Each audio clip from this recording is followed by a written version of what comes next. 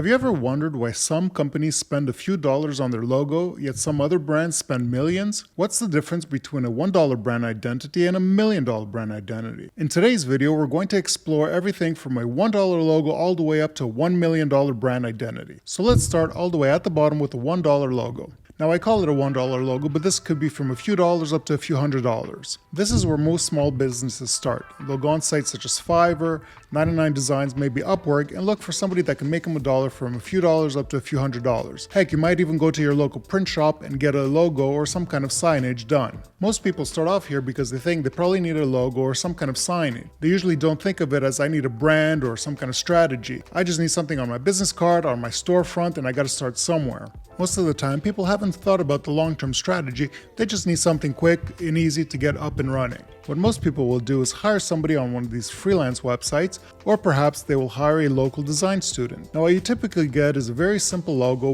It might have the name of the business or the idea behind the concept, and oftentimes you'll see like a generic looking image that represents what the actual business does. There won't be any strategy involved. Chances are there's not going to be a lot of thought put through. It's just, I need the name, I need some kind of icon that represents what I do, what my business does, and let's get it going. So imagine this scenario. You have a food truck, maybe that you've just started, and you need a name for it. So perhaps you've given it the name of Taco Tuesdays. So what you might literally get is a logo with a taco icon and the name Taco Tuesdays, and you're off to the races. It's not going to be complex. Chances are you might not even get like a color palette. For sure you won't get any identity manual or design.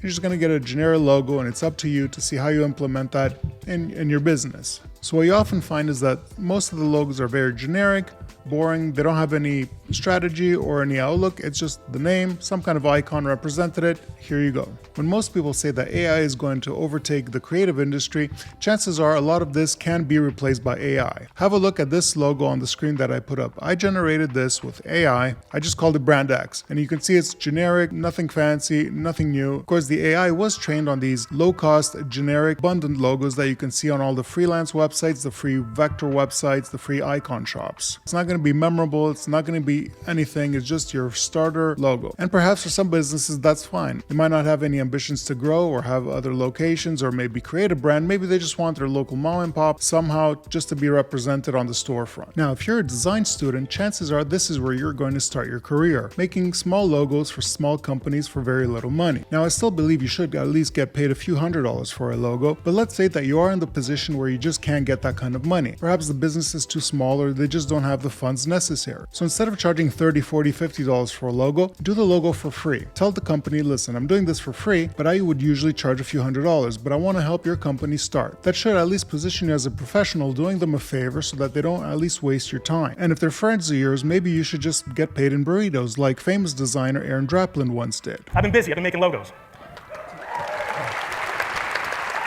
One of them, I got paid 25 grand. One of them, I got paid a burrito. A quick sidebar. What do you think that the Nike brand is worth? A few billion of dollars?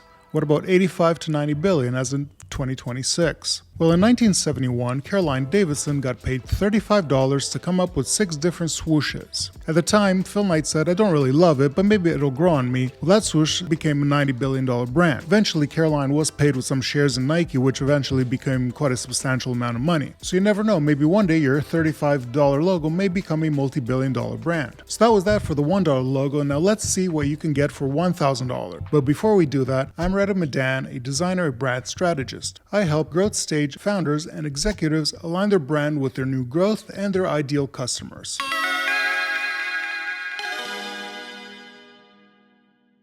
The $1,000 logo. What do you get for $1,000 to $3,000? At this level, things are getting more intentional. We're no longer relying on generic icons, and we're now actually looking at custom work. The logo mark, or the visual part of the logo, is going to be custom. The typography or the text, the logo type, if you will, is going to be custom, and a bit more care is going to go into the colors and to the typography. At this level, your business is probably doing 50 to 100K, and you need an actual visual identity. You're not really at the brand stage per se, but you're getting there. You're starting to see that there is value in the design, and you're going to be investing accordingly. However, if you're the designer, take heed. The $1,000 to $3,000 customer is going to be the most difficult customer you will ever get. Why? They're not yet at the position where they're trading money for time. So they're still very much involved in the everyday minutiae and the small little details, including what they want the logo to look like. So chances are they're going to be on you, they're going to give their opinions, they're going to have lots of things to say. So make sure you set boundaries from the beginning. Set the amount of revisions that they can get and make sure that you don't let scope creep get in. You might end up in a situation where you're not only doing the logo, they might want you maybe to do the menus, some kind of flyers, and it's just going to spiral out of control. So make sure that you're able to set some boundaries. At this point, they're still concerned with spending money, so they're not going to be relying 100% on your professionalism and just letting you take care of it. So if the $1,000 to $3,000 logo is not yet a brand, let's see what you get at $10,000. When you start spending 10 to 20K, now we're talking about real money. At this level, you're actually now starting to build a brand. You're now looking at things from a brand perspective and not just a logo perspective. At this point, important things are you have to actually start speaking to your customer, to your ideal client profile, and look at ways that you can message to them. And that begins at the visual brand identity. At this level, you start to implement psychology. You're looking at color psychology, typography, letters, symbols. Everything is going to be custom to your brand. Things have to align a lot more. At this stage, you're also going to be building or getting a brand identity manual. This is where the whole brand is explained from the beginning. What the logo represents, what the logo type and the logo mark represents, why certain fonts were chosen, what secondary typography is going to be used, color psychology between the main color palette, the accent colors, etc. You're going to see a lot more work in terms of mock-ups where the brand is applied in different contexts, such as on your website, on your business cards, on your printed material, perhaps on billboards, maybe on street signage, on your vehicles, etc. The brand is now becoming cohesive, and since there's a lot more touch points than before that have to be respected, that's why you get a brand identity manual. Now, the brand designer may still be your designer going forward, but if they're not, they're equipping you with the tools necessary for you to be able to replicate the brand across different touch points and by different people. Think of your website, your social media posts, your YouTube channel, etc. All of these things now have to start aligning, make sure you use the same logo, the same text, the same fonts, colors. They all have to work seamlessly across your entire touch points. That's why the brand identity manual is important. That's why you've now become a brand, because everything is cohesive. It's the same across the board. Now at this point, if you're the designer working with this kind of a client, it's going to be easy peasy. The people have started to trade their money for time. They're now going to be doing $250,000, $500,000, maybe $1 million a year in business, and their time is more valuable than how much time they can spend looking at the minutiae of the logo design, etc. So now they are outsourcing this important part to a professional, in this case you the designer, to take care of all this work and unburden them. That's why they're going to be an easier client than what we had before at the $1,000 to $3,000 level. So at this $10,000 to $20,000 point, the brand is finally starting to get established, and they're positioning themselves to be able to grow to the next stage. And that's what we're going to be looking at now, growth stage companies where they are growing beyond just being a solid established brand into something larger. The $100,000 brand identity, or $50,000 to $250K if you want. This is the big leagues. You're no longer a medium-sized business. You are now becoming a large business. You're in your growth stage. You're doing 2, 3, 5, maybe 10 million a year, upwards of 50 to 100 million. You're now becoming, if not regional, maybe a national brand. Things have gotten serious. Up until now, we've been talking a lot about the creative aspects of the brand identity, i.e. visuals, the logo, etc. At this level, however, for the first time, brand strategy is more important than creative. Let me repeat that. Strategy comes before creative. When you reach this level, your touch points are multiple. Whereas before maybe you had 1 or 2 stores, now you've got 5, 10, 20, maybe you're franchise, maybe you're now a national or regional chain. If we look at the example of the taco truck at the beginning, when you get to this level at the growth stage, you might have 10 trucks. You might have your own taco brand in stores. You might have even franchisees starting to open new locations. Everything has to align at this level.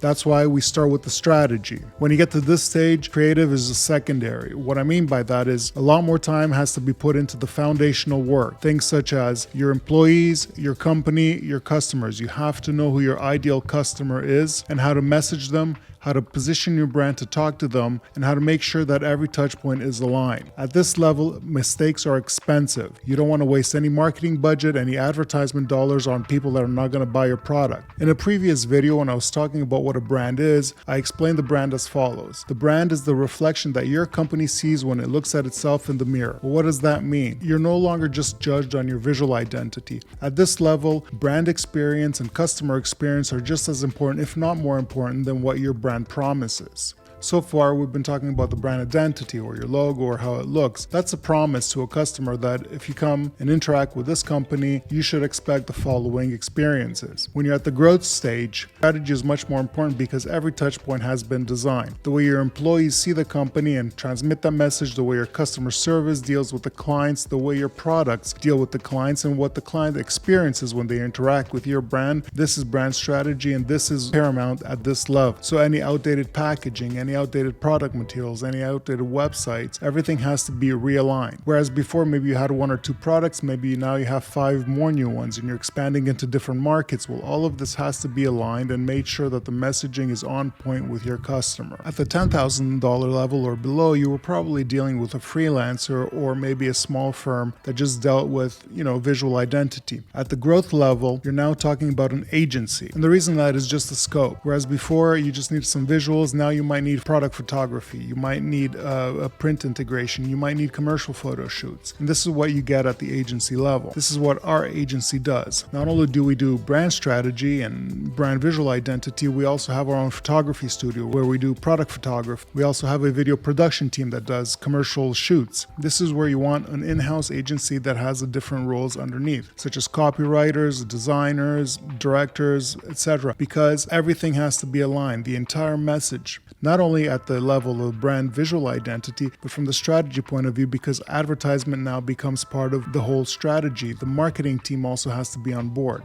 That's when you deal with an agency that has these various different roles underneath one roof, everybody is communicating at the same time. Everybody understands what the strategy is going forward. And then and only then do you get to the actual creative work where you actually start to talk about design, photography, commercials, etc. Furthermore, whereas before maybe you had a vendor relationship with your designer or your freelancer, at this level it's more of a partnership with your agency. You're both going at it in the same direction and it's no longer just a vendor-client relationship, it's more of a partner. The agency wants to see you succeed because their success is sort of tied into your success as well. What they offer, the services and the strategy will have a net impact on your end result. Now finally, when we're going to be looking at the $1 million brand identity, you're going to see that many things are not different. However, the things that are different you might not be thinking about. Another very important aspect once you reach this level is your intellectual property. At the previous 10K level, once you got your brand identity manual, perhaps maybe you had some budget left over to register your trademark. If you didn't, once you get to this stage, the growth stage, this is no longer a negotiable. You're now going to own your intellectual property, your trademark, your logo designs, etc. That's going to be registered at the IP office in your area or maybe even internationally. Furthermore, now you own your own copyrighted materials, whereas before maybe you didn't have money to hire a photography shoot, a commercial shoot. Maybe you used stock assets that you got from generic websites. Not anymore. At this level, everything belongs to you. You're doing product photography, you're doing commercial video shoots, you're doing various videos and socials. All of these are owned by you. They are of your people, of your products, of your location, etc. All of these are now yours. You're creating brand assets at this level and you own them across the board. Maybe now you're registering jingles, maybe soundscapes, maybe different visuals, animations, they all start to belong to you at this level because they have to belong to you. You've gotten to a level where brand assets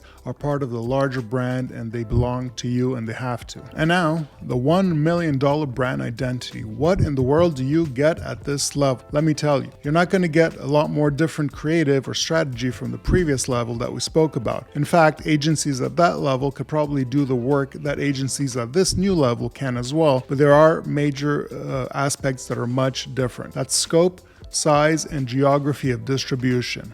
Let me tell you what I mean.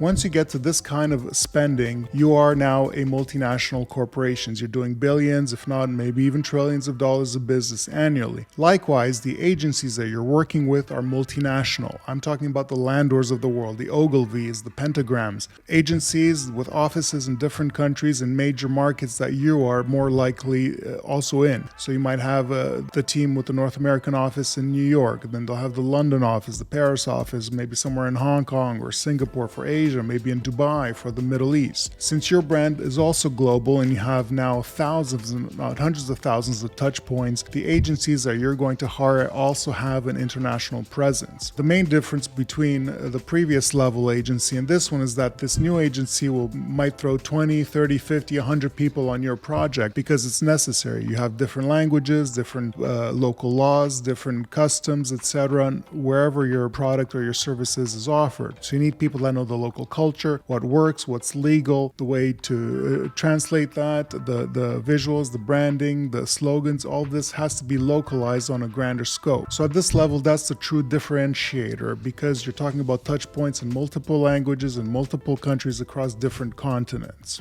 Not only that, at this level, you're also asking your agency to share the risk with you of a rebrand or brand identity. What I mean by that is when you make a mistake at this level, it's front page news the next day. Imagine a packaging that is wrong or the meaning is a terrible word in a different language. This is going to be headline news the next day. That's why the agency that can help you in this case is also sharing in the risk of doing a brand launch across different markets, different countries, etc. So that's really the main differentiator between the 100K brand, $1 million brand, is that at this level, it's about scope and geography. Multiple offices in multiple countries able to serve multiple languages and multiple cultures, and the risk associated with having such a giant and large distribution of your brand. The scope is global and the touch points are in the millions.